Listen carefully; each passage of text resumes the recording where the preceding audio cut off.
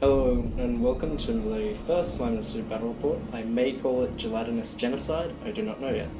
Anyway, today we are doing a 1,900 point battle. I'm using Eldar and Tom's using his Space Marines. Very, very proxied Space Marines. So we'll just go have a look at the armies. But before we do, I just have to say, I've only really started learning the rules this year. So I'll definitely get rules wrong. So if I do, just correct me on that, or correct Tom if he gets stuff wrong. Which is very probable. Yeah. So we'll just go see the armies. Okay, so first of all we have a Autarch on a jetbike with a laser lance. Then we have 9 shining spears with 1 Exarch. He has a star lance. Move over. So we have 10 Wraith Blades with Ghost Swords here, and a Spirit Seer, so they're troops choices. We have a unit of D-cannons, support batteries, with a Warlock. And we have a squad of Dire Avengers, the Exarch, who is there. He has a power weapon and shimmer shield for that 4 Benval in the squad. And they're being accompanied by a Warlock, the Avatar Kane. He's my Warlord, he's being followed around by a Warlock. I know that's the model for a Dark Eldar Archon, but I use it for D&D, but I decided I could use it as a Warlock as well. And then a squad of Guardians with a Bright Lance and Warlock. Over here we've got 5 Rangers, nothing special. A Wraith Lord with Ghost Sword, Scatter Laser, and Bright Lance. And then a Fire Prism with Hollow Fields for a cover save when it moves. Okay, now just have a look at the battlefield. Okay, now Tom's Proxy Marines. First of all, we've got this guy is Manius Calgar, and he's with 10 Stone Guard, or Honor Guard with Relic Blades and Relic Armor. Artificer armor, sorry. I don't know Space Marines, and he's got a chapter banner, is it? Yeah, something like that. Something like that. But that lets you... No, it's What is it? Banner of the Emperor. Oh, Banner of the Emperor, okay. Then over here we've got a tactical squad of 10. The Sergeant, he has a Power Claw... Not a Power Claw. I'm thinking of orcs. He's Lightning Claws, and what's he got? And a Bolter. There's 7 normal guys, sorry. And a Plasma Cannon and a Flamer. Then we'll move over to he's using some of my armless Chaos Marines right now. So these are Stone Guard. They've all got bolters, except for those 2 on the end. They are actually plasma cannons, and that dude has a lightning claws. Yep. Yeah. Then there's another squad of tactical marines somewhere. Where'd you put them? Oh, right here. And they are exactly the same as the other one. And then he's got 6 bikes. They're just normal bikes. One of my bikes, and 3 whirlwinds, totally not proxied, and he's got 5 Terminators in reserves, with what? Chain Fists. Chain Fists, that it? The Cyclone Missile. Cyclone Missile. Alright, cool. Alright, now we'll have a look. So this is the incredibly annoying board that we're going to be using right now. I set this up with one of my friends as a joke, just because of the amount of terrain, but we're going to play on it anyway for the lols. And, well, yeah, it's a fun board. So, we'll see what happens. Tactically challenging, apparently, Tom says. So we'll go to the roll-off for initiative, wait, no, game time. Game time. And we'll be good. Alright. Okay, so this is rolling. Sponsor. No. The more original rice crackers. No! Bad Thomas. Okay, so this is for deployment? Sure. We'll just do deployment. Where is it? Where is it? Where is it? 1. So that is the... Okay, so I worked this out earlier. It's from the 2 tiles. So from that tile, the second tile, backwards. If you can see that, pretty much. Do you know what you'll see if you don't understand. But and now game type, we'll do 5, which is Tom. That's 1. 5. The Emperor's Will. So we'll get to initiative. So I'll roll green. Tom, grab that blue die. Alright, roll off. 4. Tom gets a 4. Roll. Alright, so I deploy first. And we'll see how this goes. Oh yeah, and right before I forget, night fighting. Is it on? I believe it is. I'll have to check, but... Okay. So here's my deployment. Nice. Lined up along the border. Right there. So it's like that.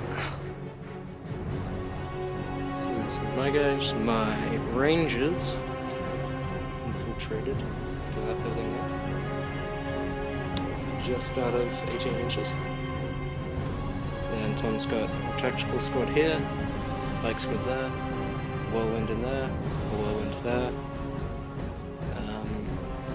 He's got his tactical squad there, whirlwind there, and his objective, his pretty pink objective.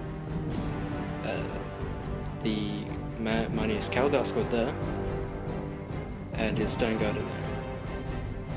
And I'd say that's it. Here's what the battlefield looks like. We'll get to Tom. Would you like to steal the initiative? Hell yeah. Too bad. What was it? 3. Uh-huh. No initiative for you. Do a side face. Yeah, there we go.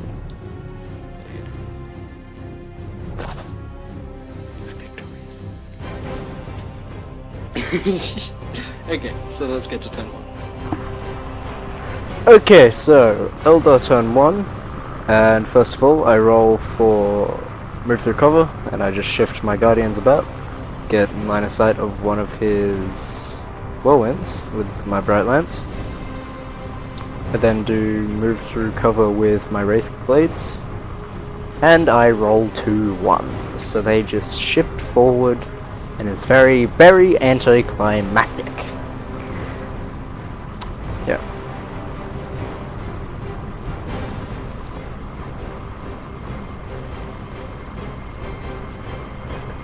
Just quickly, 1 or 2 more to move. Then I'll try to move through cover on my avatar. I forgot to roll 3d6 because he's a monstrous creature, but doesn't matter. He moves 4. So I just sort of slot him in front of them. And my warlock who's accompanying him follows in behind a little. He just sits there. Then my Dire Avengers move through cover. 3d6, and I roll a 6. So they get to move their full 6 inches, which is nice.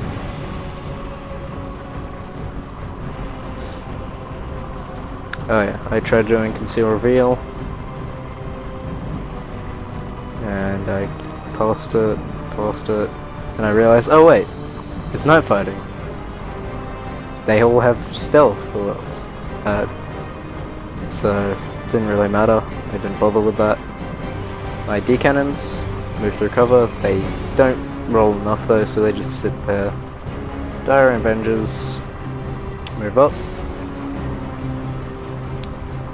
So with going up and down buildings, between their floors it's 3 inches, and in a big building between the floors, it'll be 3 inches as well, if there's a gap. Okay, so just get them all moved up.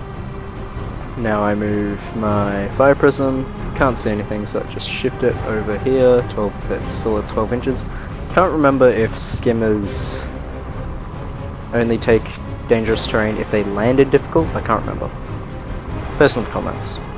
I'll probably just read it by the time anyway. So I move up my shining spears. I really like these models, they're fun. They're fun to use, and they look nice. Yeah, that one. That one keeps falling off its base.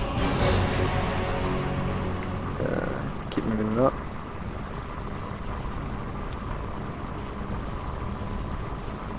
And I like how jet bikes work with their turbo boosting, as you'll see in a second.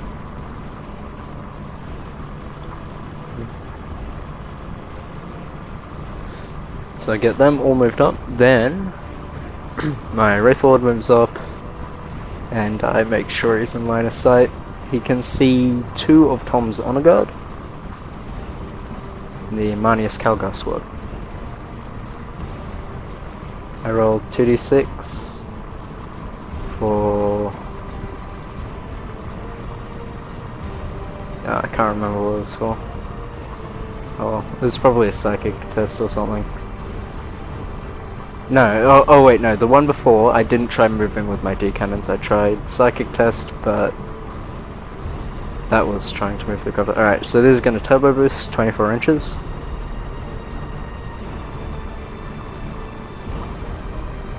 As you'll see.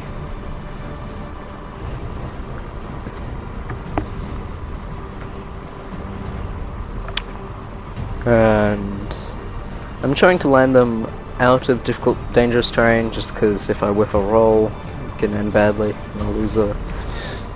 I can't remember how many points per model it is, but it's not too high, but I don't want to lose any models at that point before I even get to attack.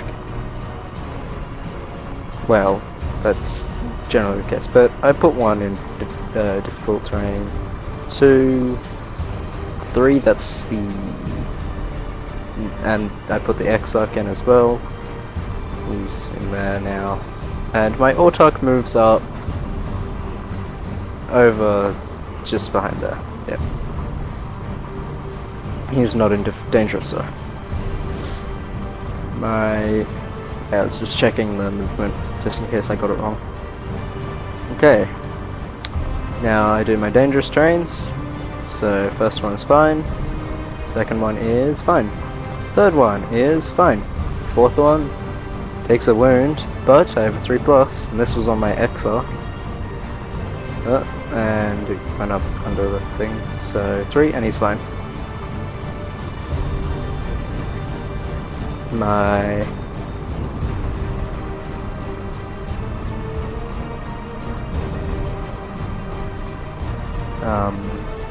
oh yeah, I run my Dire Avengers 2 inches. My Eldar didn't seem to know how to move on the first time, they sort of just stumbled about like drunks. And I just realized, oh wait, no, I'm gonna change it around a bit so I could move them out of difficult terrain.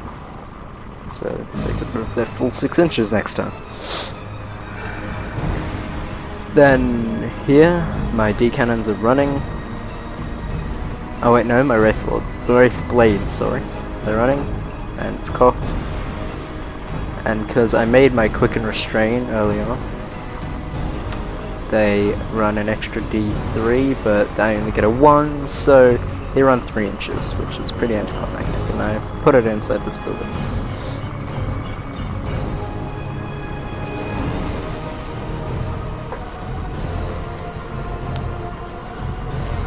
So they all just move up in. They've all got ghost swords, which are they're +1 strength AP3, so they're pretty good for killing marines. Pretty good for killing many things. But yeah.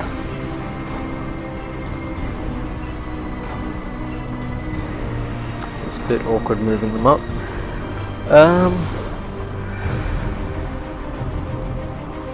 So they move up just to... Oh, yeah, they go in. I was gonna... And then one more of them... Oh, there's two more. One, that black one, he moves in... Tom was doing that for some reason, don't know why. That one, the unpainted one, moves in, and yeah, that one is just up against the wall. Now my Avatar of Cain runs 3, I can just make it across to the other side of that alleyway, just out of line of sight, because I don't want to be shot at by Tom's plasma cannons or whatever, because those can actually hurt him. A lot of things can hurt him, actually.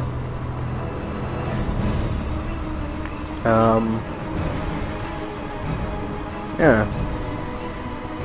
Then I believe I run my Rangers? No, I run my D-Cannons first. And because with the new Eldar rules they've got battle focus, so they can run and shoot or shoot then run, which is really nice. So these just move out into the alleyway.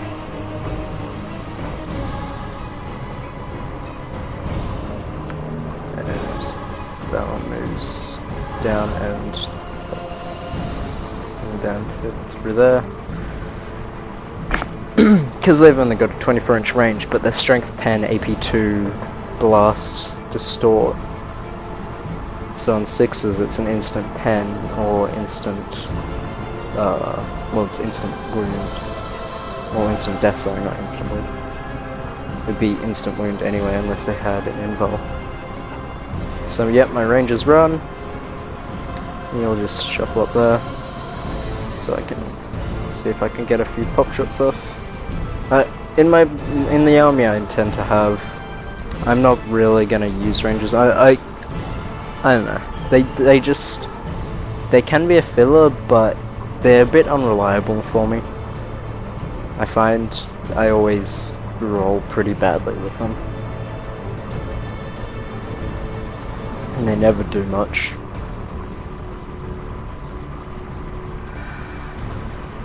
And I'm just checking range of the Wraithlord to fire at him. I fire my scatter laser first, which has laser lock, so if I hit with any of these, I need 3s to hit. If I hit with any, then the Bright Lance is twinning, so I hit with 1, because that one was cocked. And then it does wound, because it's strength 6, and he's toughness 4.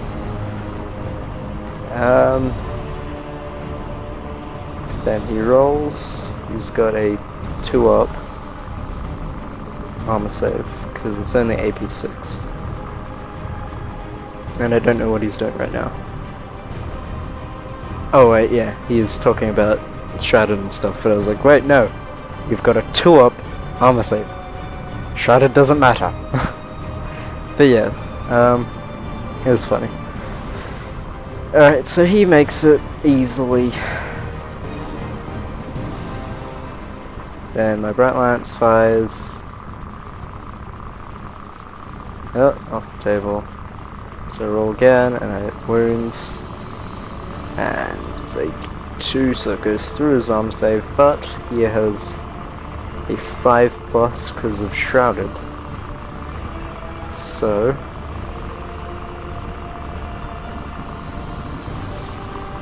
and he makes it. Not a very eventful turn for Eldar.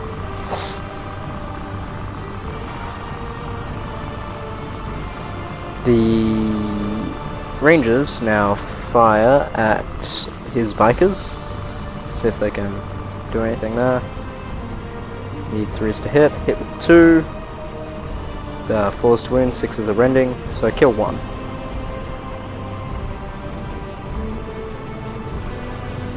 And nothing accidentally knocked a warlock out of the building. Oh, he's got a shrouded, not shrouded, stealth, because he's, yeah. And he dies. So, I killed the bike. Amazing. Turn 1 is very eventful this game for Eldar. Then we've got D-Cannons firing at 24-inch range, just checking. and I believe that there is one just in range. I get Tom to hold it there for me while I go around. Can't quite get it with the camera. It's that one in the corner, not Marnius, in the other corner. And it's just in range. So I pop it like it's above his head. So I pop it above his head, the pipe weight, not pipe weight. Oh, what's it called? Blast. So pop a blast above his head, roll 2d6, and it scatters off. I was like, oh, it might hit him, but no, I don't get to minus ballistic skill. So it scatters a full 10 inches away, and it just... nothing. Pretty uneventful. I don't even bother with the second one, considering it's a barrage. And it wouldn't be able to hit anything. But I realised that I've still got that bright lance that I moved at the start. I was gonna say that was my turn 1, but no. So I found my bright lance. And I need 3s to hit. And I roll a 1. So, yeah, that was my turn 1, and I killed a bike.